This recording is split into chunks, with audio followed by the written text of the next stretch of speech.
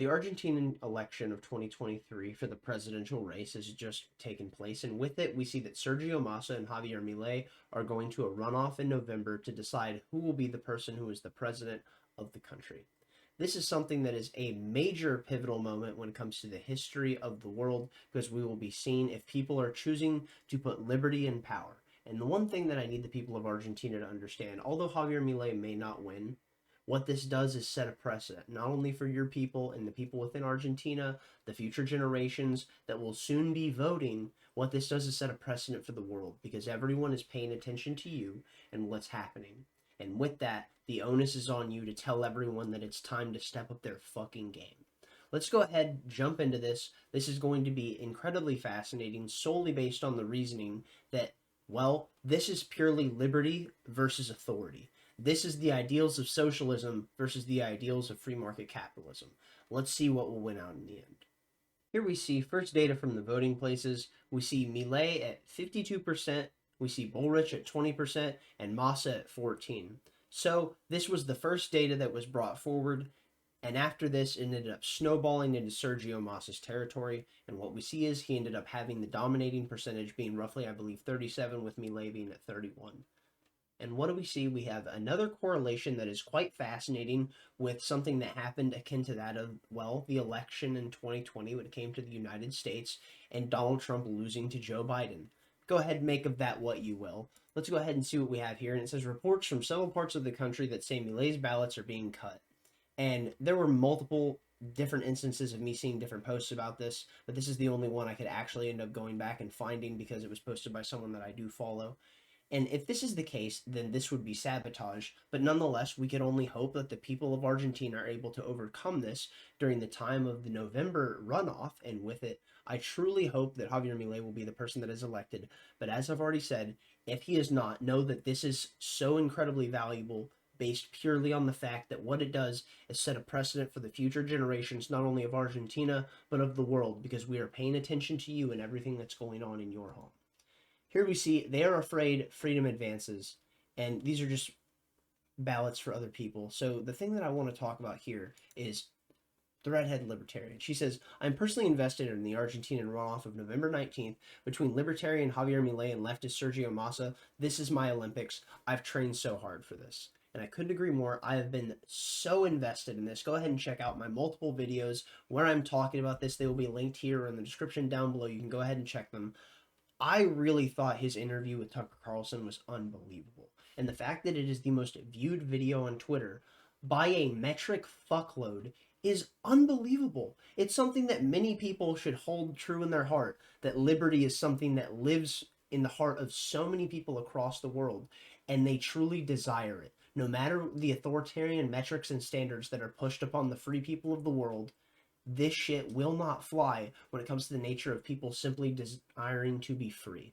So, like Josie said, this is my Olympics, and I couldn't agree more. We see here the Swiss People's Party, which this is in Argentina, but it will set a precedent as I've been talking about. The Swiss People's Party, which campaigned against mass migration and woke madness, is projected to be the winner in the big Swiss federal elections, while the left-wing Green Party is the big loser. And we can see that the culture is shifting, not only in places like Argentina, but in places like Switzerland. And with it, I really hope that as goes Switzerland, so does Europe. But I don't know if that's actually going to be the case. But the thing is, Europe suffering the major migrant crisis that they are dealing with currently is really needing the nature of tightening up on these standards, because they can't afford it, because their culture will be absolutely decimated solely based on the process of being outbred through population expansion. And here's the thing. The Middle East was completely destroyed through 70 years of the US and the UN and NATO involving themselves throughout so many of the different conflicts and establishing themselves and creating conflicts by either creating top-down or bottom-up regime changes, establishing coups, overthrowing governments, trying to create democracies, and with that really only trying to pursue the process of establishing their hegemony even further. And what we need to know is, and I think this is something that everyone needs to understand, when we see the nature of the migrant crisis that's now falling upon the United States and flooding through the southern border, when we see the migrant crisis that has caused Brexit and the destabilization of Europe and so many of the countries across the pond from the United States, Well, why is that? It's because we destabilized the Middle East and so many of these countries throughout Latin America throughout the past 70 years. And with it, it's led to this current crisis. So, let's go ahead and jump into this from Zero Hedge. It says, Peronist Massa edges Libertarian Milei, both advance to Argentina runoff. Let's jump into this article. This will be our jumping point when we're coming into the nature of actually seeing what the corporate press has to say.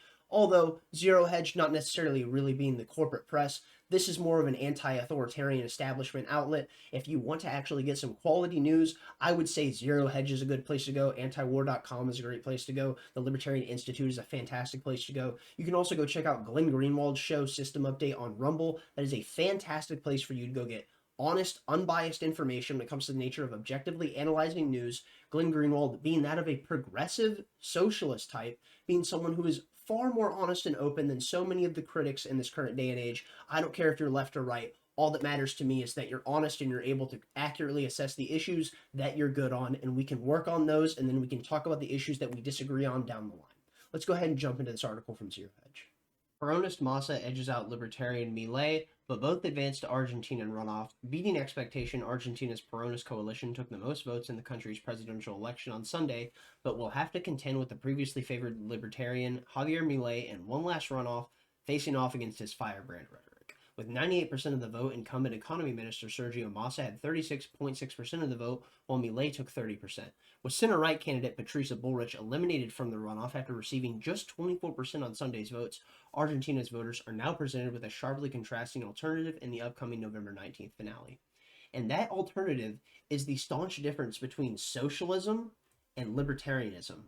Authoritarianism versus freedom. This is the standards that are being pushed. People who want centralized state control and people who want decentralized freedom and using the market to operate to find the best metrics of how to achieve the standards of which we should improve human society. Because what we see is through Argentinian standards that have been pushed consistently through the Peronist coalition, there has been nothing that has helped the nature of the currency. We've seen inflation galvanize that entire country, completely destroy people's ability to maintain their wealth and move upward through the economic ladder.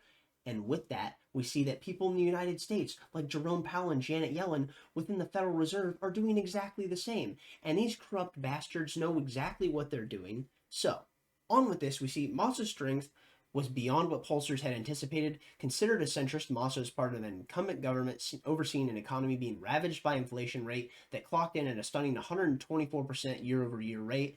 In September, more than 40% of Argentinians were registered as living in poverty according to the current data. Milei has described himself as an anarcho-capitalist, so Western journalists naturally throw all kinds of pejorative labels at him, everything from far-right, radical libertarian to eccentric. He's cultivated an extraordinarily passionate following with bold proposals to dismantle Argentina's central bank, dollarize the country's economy, and radically reduce the size of government by closing down any major agencies. And here's the thing. I would absolutely love if we had anyone in American politics that was half as good on half of the issues as Javier Milei, that was actually in a seat of power, that was willing to completely dismantle the federal government the way this man is talking openly to the masses of all of Argentina's population and the world, with the capacity of speaking on places like Tucker Carlson to have the most viewed video on all of Twitter, where he can talk about the nature of liberty and the beauty of what it means to follow this ethos, to be detached from government authoritarianism, to remove yourself from the centralized model of control, and with it, allow people to voluntarily associate with others, leading to the utmost freedom, which will lead to the most prosperity. Here we see Milei is a fan of Ludwig von Mises, Henry Hazlitt, Friedrich Hayek, and Murray Rothbard, so much to an extent that he's been accused of plagiarizing passages of their writing. He has famously wielded a chainsaw to illustrate his government-cutting intentions and has derided climate change as part of the socialist agenda. When expressing his hatred for leftism, he gushes with exhilarating vitriol. And that exhilarating vitriol is the firebrand rhetoric that they speak of so fervently. And that is exactly why so many people are willing to follow him to the ends of the earth when it comes to the young fighting age males and the young people within this country, because it is a new day and the sun is arising. And even though he may not win this time, the people of Argentina need to understand that this sets a precedence not only for your people and for future generations that will imbibe this mindset into so many that striving for freedom at the utmost is the most valuable thing that we can do as people.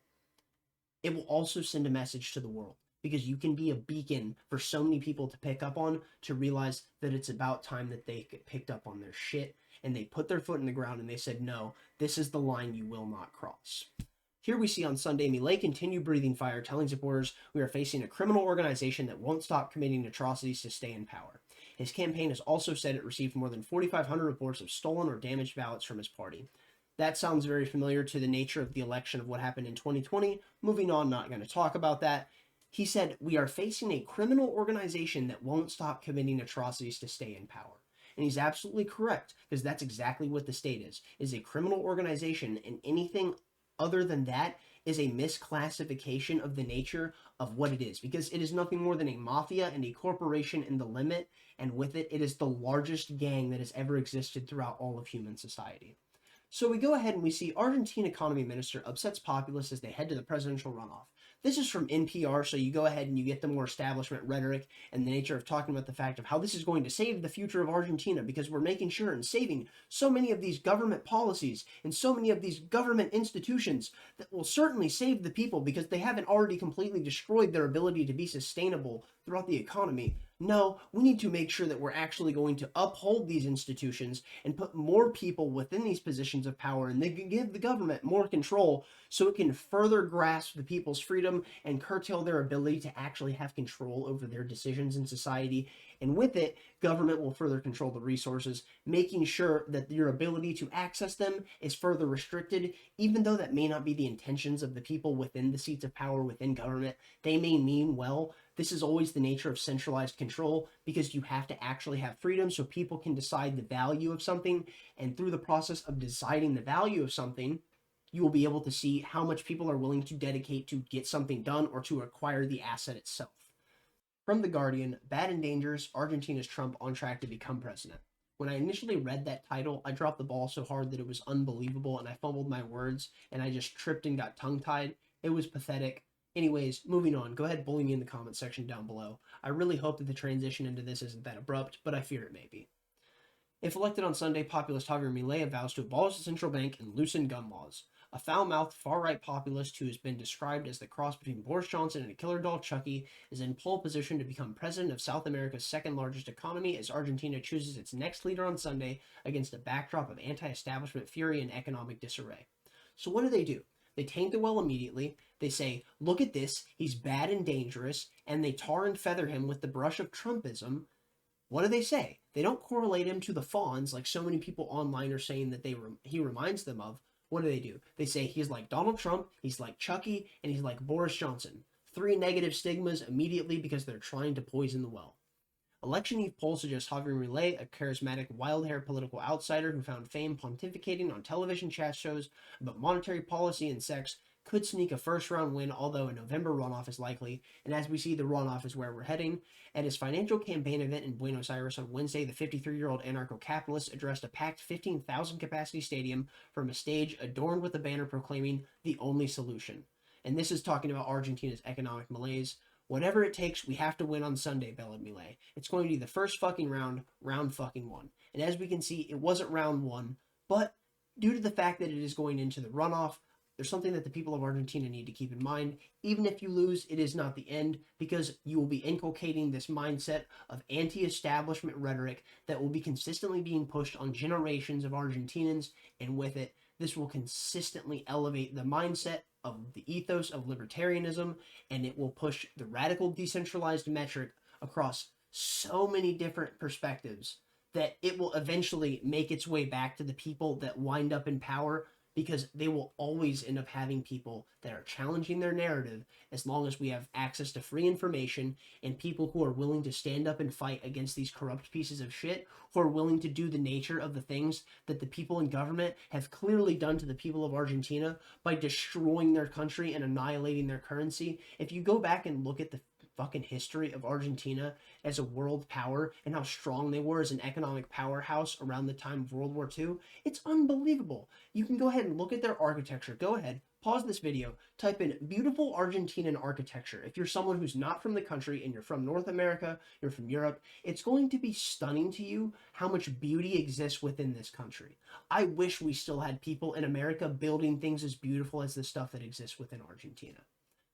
We see Milei, a free-willing TV personality who had only entered politics in 2021 after being elected to Congress, is often compared to Donald Trump, who he has praised. There is an alignment with all those who are willing to fight against socialism at an international level, Milei told The Economist. Others, like the Argentinian to Brazil's former far-right president, Bolsonaro, this week urged all Argentinians to support Milei's push for real change. "I'm really rooting for you," he said. Bolsonaro stated this in a message proclaiming his support and saying he would attend Milei's inauguration. Well, I'm going to go ahead and leave it there. Thank you for watching if you got this far. To the people of Argentina, do not lose hope even if you lose this election, because the mindset has already been placed, the seed has been planted, and there is nothing defeating an idea whose time has come. Thumbs up if you liked it, thumbs down if you didn't. Tell me where I'm wrong in the comment section down below. Stay lovely, stay great. God bless the people of Argentina. Peace out.